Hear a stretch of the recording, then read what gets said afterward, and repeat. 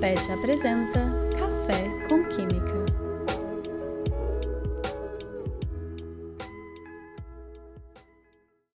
Olá pessoal, eu sou o Vinícius Neibert, estudante de Engenharia Química e integrante do PET Química IQ UNB MEC. Estou acompanhado aqui hoje de Ellen Ferreira, estudante de Engenharia Química e também integrante do PET Química IQ UNB/MEC. No episódio de hoje, teremos o professor doutor José Roberto dos Santos Politi como nosso convidado. Vamos falar sobre sua formação, trajetória e experiências adquiridas ao longo de sua carreira e também conversar sobre suas linhas de pesquisa na área da físico-química. Boa tarde, primeiramente obrigado pelo convite, é um prazer estar aqui, falar um pouco da minha experiência, né, que acho que pode ajudar as pessoas a ter aí um caminho, né, para quem quiser seguir essa carreira. Para darmos início à entrevista, gostaria de falar sobre sua graduação. O senhor se formou em Química tanto em bacharelado quanto em licenciatura pela UNB. Quais foram as motivações que o senhor teve na época para buscar essas duas graduações e quais foram suas experiências como aluno na UNB? Eu, desde muito novo, né, eu sempre fui muito curioso, assim, de mexer nas coisas em casa, né, minha mãe ficava bastante brava porque eu ia na cozinha e ficava misturando as coisas sem nenhum tipo de organização, né, mas eu gostava, sempre fui bastante curioso. Uma das minhas inspirações é a minha irmã. Ela é mais velha do que eu, e ela fez física aqui. Então, quando ela entrou para física, já era uma área que já me agradava, né? Então, aquilo meio que despertou meu interesse, né, em fazer física. E também eu tive uma outra experiência também, que quando eu era pequeno, por volta de uns 10, 12 anos, tinha uns experimentos que eram vendidos em banca de jornal. Vocês não devem ter conhecido, né? Se chamava Os Cientistas, né? Você comprava umas caixinhas nas bancas de jornal, que vinham umas caixinhas de isopor com uma sequência de experimentos. E meu pai comprou para ajudar a minha irmã. E eu ficava lá, aquele moleque chato, né? Ficava rodando lá ao redor, tá? Mas eu gostava de fazer aquilo. E acho que isso também me ajudou a despertar para a ciência como geral, né? E quando eu fui fazer o vestibular, aí eu tinha interesse em fazer física, mas aí eu falei, não vou fazer a mesma coisa que minha irmã, aquela coisa de irmão mais novo, né, que não quer seguir o que a irmã mais velha tá fazendo, né. Aí eu falei, não, vou fazer outra coisa. Bom, a coisa mais próxima que se tem quando se pensa em física é a química, né. Eu falei, não, vou fazer química e tal, aí entrei na química, né? E foi assim, acho que foi uma escolha acertada, apesar de que, como eu comento, né, a gente não foge muito das tendências que a gente tem, né? Tanto que dentro da química eu fui escolher a área que era mais próxima possível da física, né? Então, assim, acho que as coisas caminharam da forma como tinha que ser realmente, né? Pelos meus interesses. E a minha experiência como aluno de graduação aqui na UNB foi muito boa, né? Era um período bastante diferente do que a gente tem hoje. Só tinham 2 cursos, né? Só tinha o bacharelado e a licenciatura, não tinha outro curso. Como eu já tinha interesse em fazer pesquisa, eu acabei entrando para o bacharelado. E a licenciatura eu fiz como dupla opção, porque naquela época, a licenciatura, a gente fazia algumas disciplinas do bacharelado e complementava com disciplinas da educação, da psicologia. Então, como eu já tinha quase todo o bacharelado completo, eu precisava de algumas disciplinas a mais para ter a licenciatura. E eu acabei fazendo isso porque abria chances de trabalho, né? Era uma forma, quando você tivesse formado, em ter uma possibilidade de trabalho. Então, esses foram caminhos, né, que eu segui. Muito interessante, professor. Após a sua graduação, vimos que o senhor buscou um mestrado e doutorado em outro estado, indo para o estado de São Paulo, no caso para a UFSCar e para a Unicamp. O senhor desenvolveu seu mestrado na UFSCar, com o título de Estudo Teórico de Líquidos e Soluções Diluídas. Nos conte um pouco mais sobre esse tema e como surgiu o interesse nessa área durante a graduação do senhor. Assim, durante a graduação, eu me interessei por algumas áreas, né? Primeiro, assim, a primeira área que eu me aproximei foi da analítica, né? Fazer aqueles métodos, né? O cuidado ali para poder fazer as análises, então aquilo ali inicialmente me encantou. Mas logo em seguida, um pouquinho mais para frente, eu fiz a disciplina de termodinâmica. Ali eu falei, não, é isso aqui que eu quero fazer. É isso aqui, não tem dúvida e tal.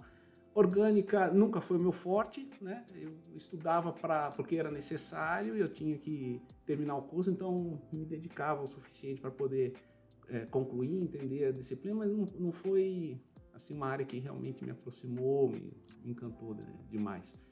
Assim como a inorgânica, que eu também gostava, mas quando eu fiz a disciplina de termodinâmica, assim, eu falei, não, é isso aqui que eu quero, né? Sem dúvida nenhuma, né? E na época eu fiz a disciplina com o professor Roberto Maia, né, que realmente era uma pessoa que conhecia muito e sabia muito bem transmitir, né? E para mim aquilo aguçou a vontade de trabalhar nessa área. E eu acabei indo lá para a UFSCar e fazendo nessa linha, porque um amigo meu que fazia curso junto comigo, mas ele terminou um semestre antes do que eu. E nós tínhamos um conhecido que morava já em São Carlos, mas estava fazendo engenharia química lá.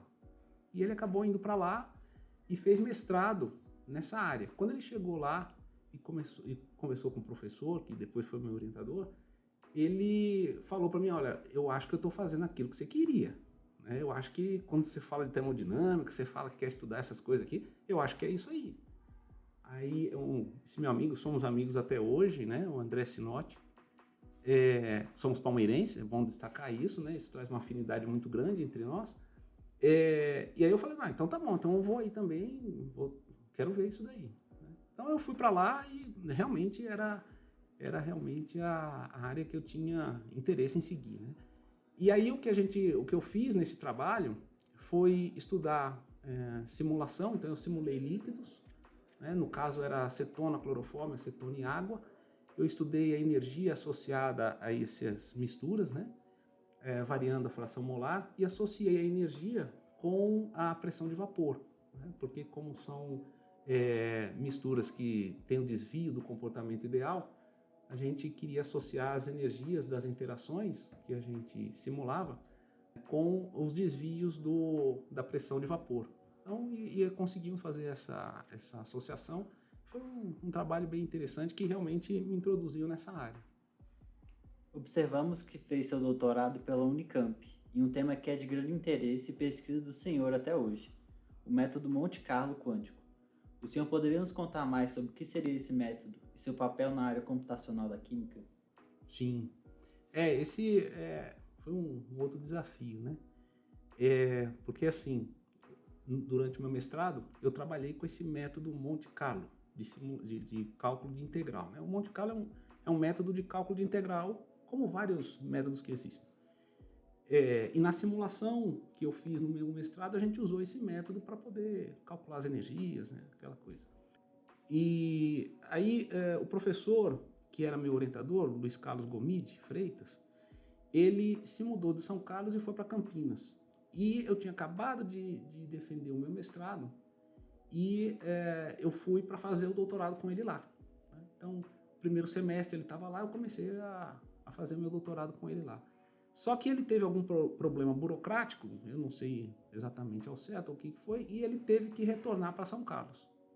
E aí eu tinha que decidir, ou eu continuava na Unicamp, mas aí eu tinha que mudar de área, mudar de orientador, ou eu voltava para São Carlos e faria o meu doutorado com o mesmo professor.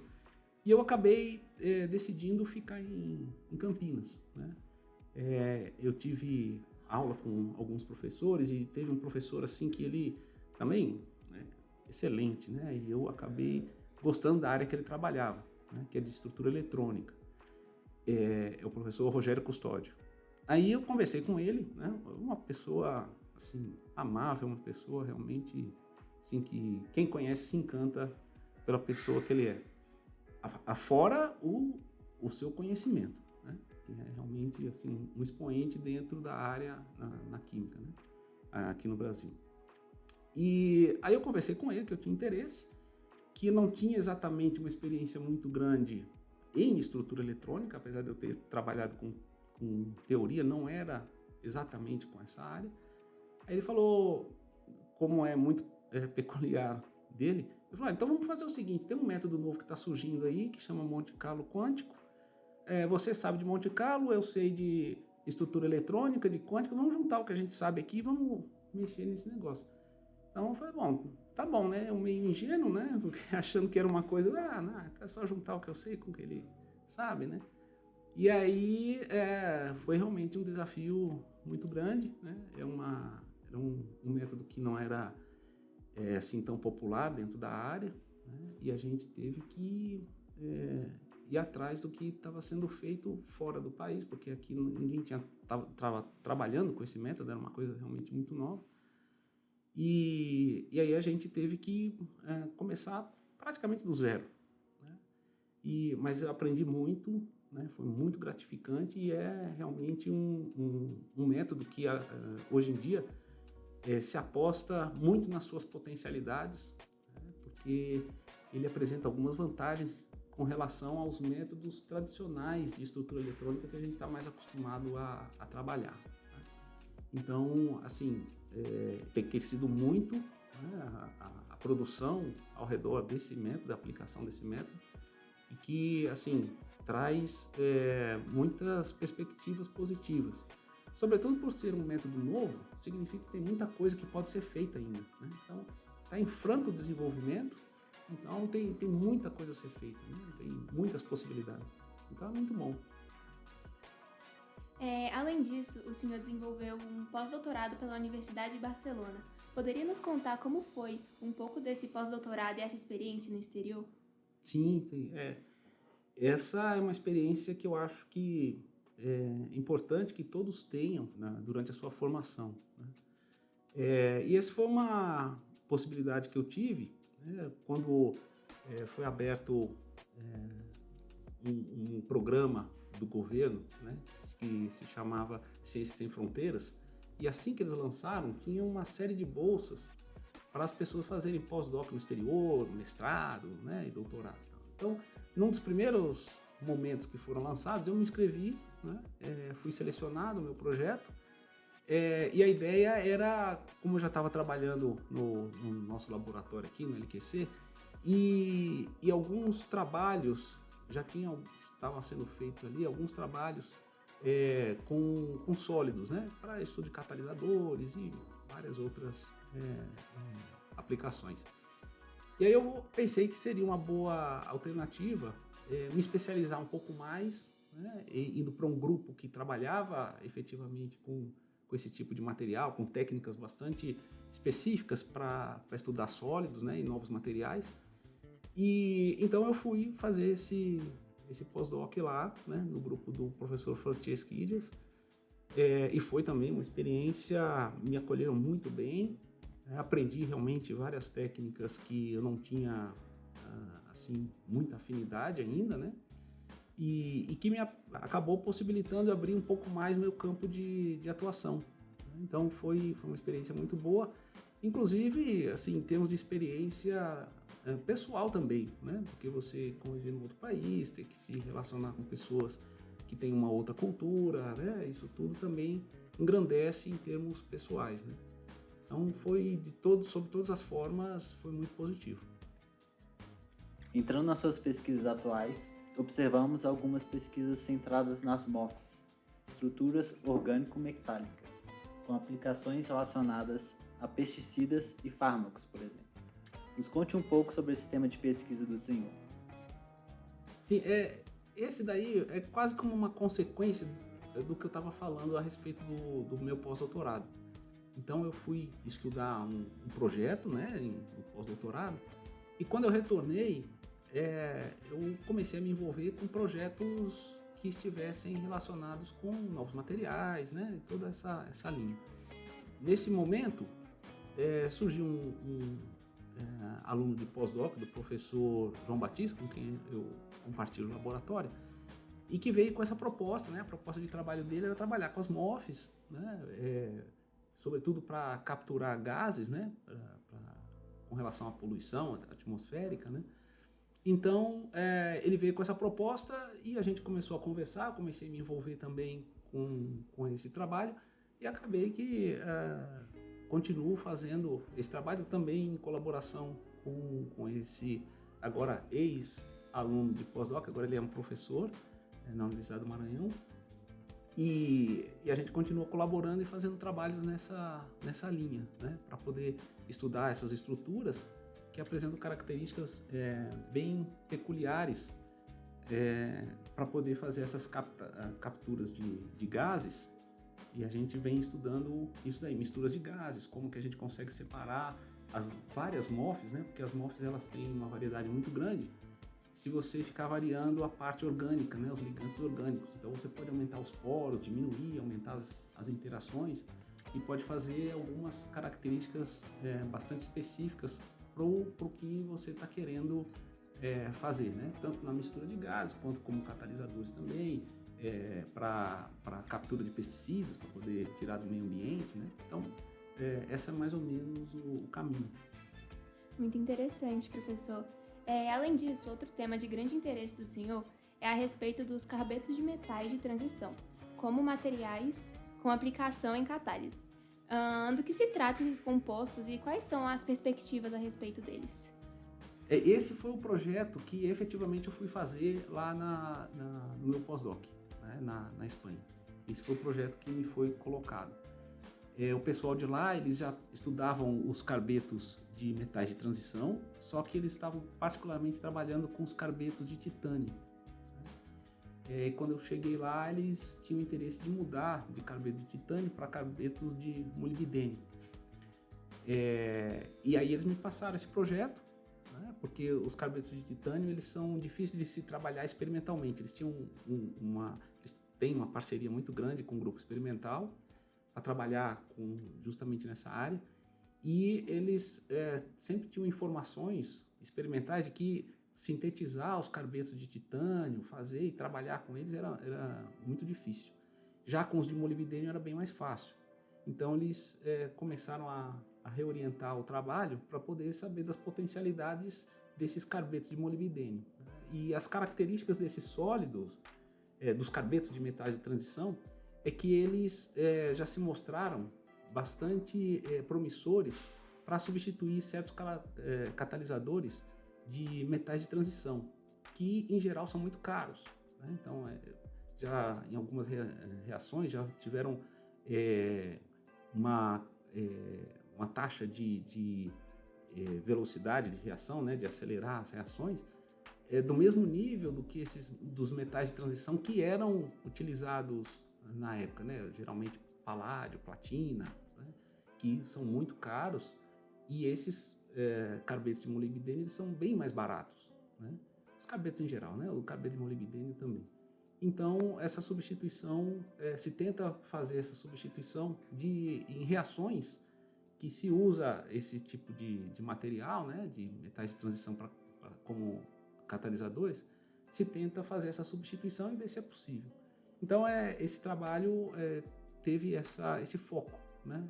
Estudar os carbetos de molibdênio como um catalisador de uma reação em particular, né, de interesse industrial. Professor, vimos que atuou em diversos periódicos como revisor, dentre eles a revista PCCP, cujas regras de referenciação foram adotadas pela nossa revista, no Protocolos em Química. Tendo todas essas experiências como revisor de artigos científicos, quais conselhos e incentivos o senhor teria para os alunos do IQ para a pesquisa científica? Bom, é muito bom saber que ainda tem bastante gente interessada em pesquisa, né? Ainda mais com as dificuldades que nós passamos recentemente, e ainda passamos, né? Ainda estamos tentando recuperar toda a estrutura que a gente tinha de pesquisa, né?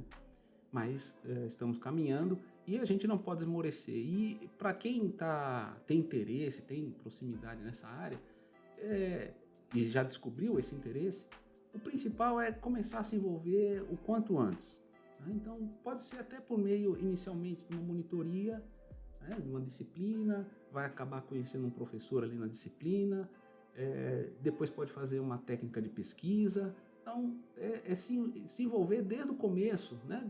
Mesmo que muitas vezes tem isso, né? A gente como aluno, né? pensa que, não, eu estou no segundo semestre, como é que eu vou trabalhar? Olha, sempre dá para fazer um projeto adequado para o nível em que a pessoa se encontra, né? E o principal é o interesse. Se é uma pessoa comprometida, se está interessado, olha, o projeto a gente adequa, todo mundo sabe que dependendo dos níveis diferentes, a pessoa vai ter evoluções diferentes, mas o principal é se envolver o quanto antes, né? Não se acanhe, procure os professores, né? E se for necessário, muitas vezes, sai de uma área, vai para outra, né? Nem sempre a pessoa descobre a área que ela realmente tem interesse em trabalhar logo no começo, né? Ou em pouco tempo. Então, vai trabalhar com um professor, trabalha com outro, mude de área, né? Mas vai testando durante o período da graduação, né? Esse é o melhor caminho para começar a entrar nessa área. Muito obrigado, professor, pela sua participação e por ter compartilhado um pouco mais sobre sua carreira. Foi muitíssimo proveitoso. Muito obrigado, eu que agradeço a oportunidade, fico à disposição sempre que vocês precisarem, né? E sempre estou aqui disponível para quem também tiver interesse na pesquisa, pode me procurar, não significa que vai trabalhar comigo ou não, mas eu posso conversar e fazer maiores esclarecimentos. Muito obrigado. Então ficamos por aqui. Mais notícias sobre o podcast Café com Química e também sobre as outras atividades do PET Química IQ UNB/MEC podem ser encontradas no nosso Instagram, @petquimicaunb, e no nosso site, petquimica.iq.unb.br. Obrigado por ouvir nosso podcast de hoje. Até a próxima. Este episódio foi feito com a participação de Vinícius Neibert e Ellen Ferreira como entrevistadores, André Luiz Xavier como editor, Vinícius Neibert como roteirista e com o suporte de Gabriel Castro e Silva, Júlia Iase Gomes, Pedro Henrique Carvalho. Também gostaríamos de dar nossos agradecimentos ao Ministério da Educação por meio da Secretaria de Educação Superior e ao Fundo Nacional de Desenvolvimento da Educação, FNDE, além do Instituto de Química da Universidade de Brasília.